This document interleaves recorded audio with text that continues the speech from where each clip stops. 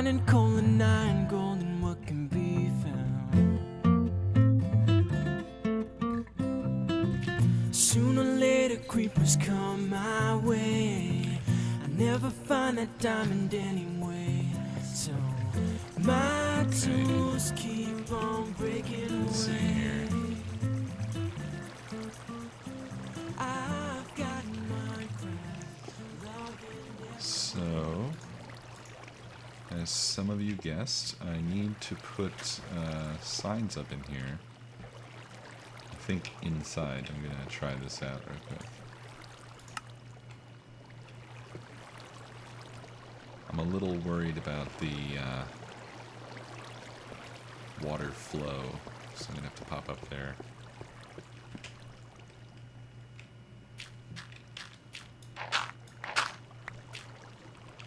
Oh yeah, don't get too excited here.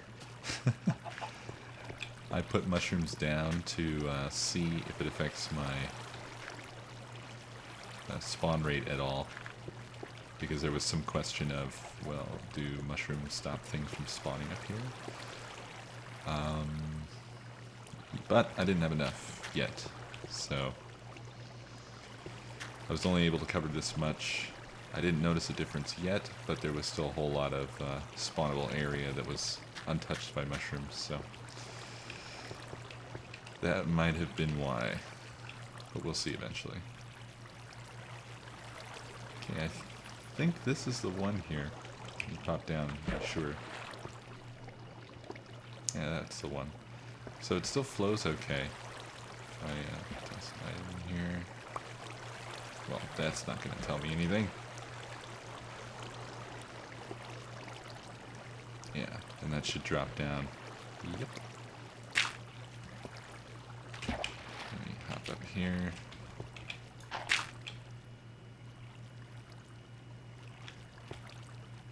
And I don't need to test that one.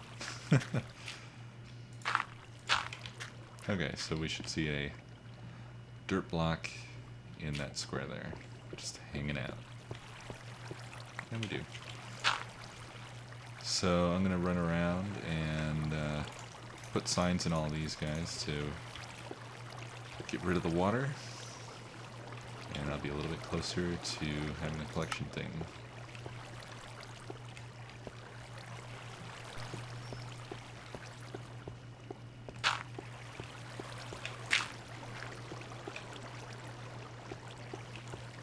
I now have signs everywhere, so as you can see, I don't have any water flowing down. And I still need to go upstairs and check and make sure everything works, but uh-oh. This was the first one I did, wasn't it?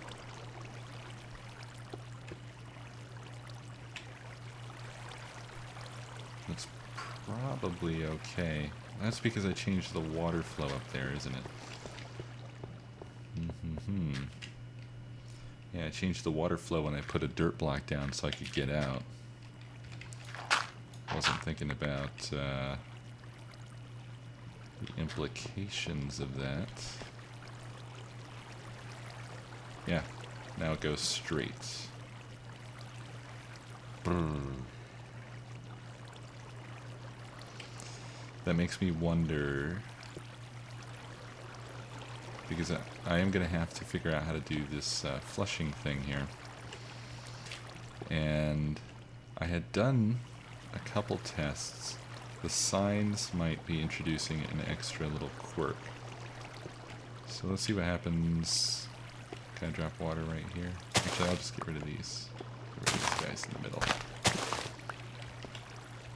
And we'll test this out. So this right here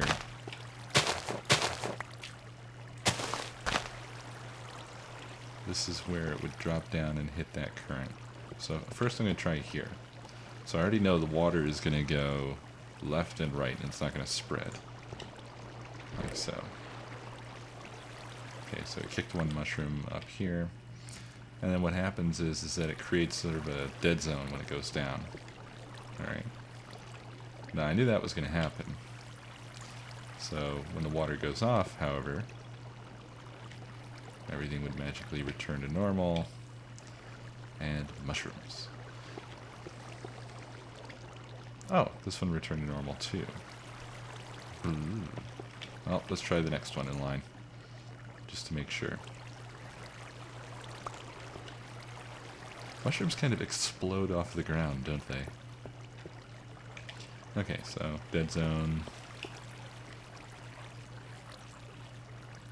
Can't really see what's going on there. It's alright. Well, I'll throw a light in here. Just have to remember to knock it down later. Alright, none of the mushrooms on this side fell down. And that does screw up my water flow there and here. So if any mushrooms pop off and fall here and there's nothing else going on, they will probably get pushed there. Okay, so yoink this out. Let's try here. Okay. This is close enough that it actually will go there. Once again, possible dead zone push there. Yes, there's an example. This is okay. I'm alright with losing a couple mushrooms, as long as it's not like the vast majority of my mushroom take falling into dead zones. I'm alright with it. Doesn't have to be perfect. Some people commented mentioning that Etho has a canal system that's completely without dead zones, so it's just a continuous flow everywhere it goes. And someone else made a design for me. I'm not sure if it's the same one, but it was by Kalen and Nisi, aka the Genius is in. And it's cool, but I have very strong doubts that it would work with the this item drop thing that I want to do. Because I'm doing this combination thing. I'm not just pushing mobs along. I'm trying to harvest these mushrooms, and as far as I know, items travel along the bottom, not they don't float along the top, so they wouldn't go up a current. They would hit the half-stone block area and stop traveling. And I think if I had these little drops here, that would also screw up the continuous flow and blah blah blah. I haven't tested it yet, so I can't say 100% that wouldn't work. If someone wants to, go ahead and send me a video response. I'm always interested in seeing those things. Okay, so when it's right here, when it's right on... Okay, now I think this one just jumped out. Pop. Oh, no, that one was there before. I didn't fall down to get it. I don't remember. I started talking for a long time.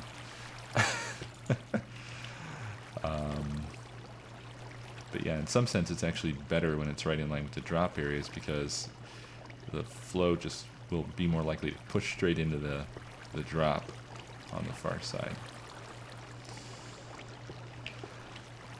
So that's a rough idea of what might happen. I think there's still a number of possible screwy things that could happen, because one test I'm not doing is the fact that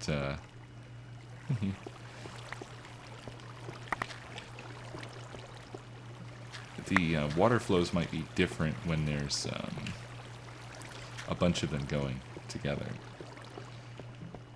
Not only on the same platform either, but when all the platforms are engaged, if they're all engaged at once, we may have conflicting flows, which I could test really quickly here. So I'll make a little bridge. Okay, let's test this right here. Okay, so I'm going to put a water here. And then I'm going to put a water here. Now what will be interesting is, will this create like a, will they conjoin together and really screw things up?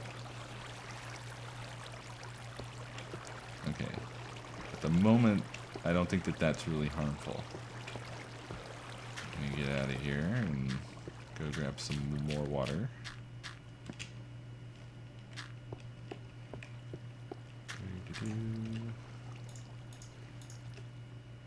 some more. There we go.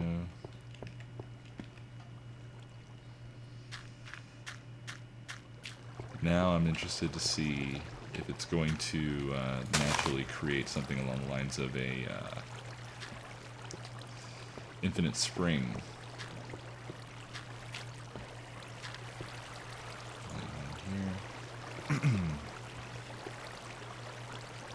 Okay, that doesn't seem to cause any problem.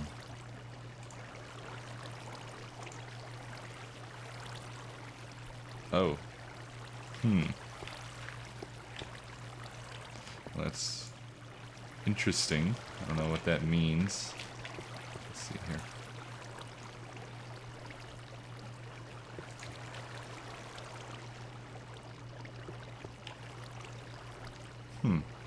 Okay, so I guess it's a temporary quirk. But that was definitely weird.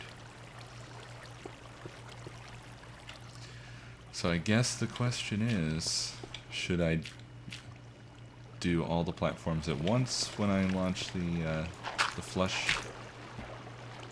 Or should I alternate them so that I don't have that conflicting water problem? It is a tough question to answer.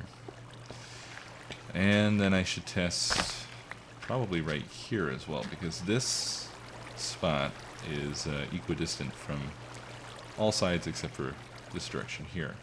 So what does the water do in this case? Ah, okay. That's fairly logical. So it goes in all three directions because they're all equally distant. And what about one closer? Does it just go straight? Yeah. So that represents a little bit of a difficulty. Because as you can guess, what I was planning on doing is coming up with a water system that flows down in a curtain. So this entire middle section will be opened up, and then I would unleash a water curtain that would drop down. That will work for everywhere from here all the way up to here. And then these four and these four are just out of luck. Unless I do something special to handle them. Do I really care enough? Because that's like, what is that, 90%, more than 90% of the platform surface area? I'd have to count them. I think it's 15 by 5.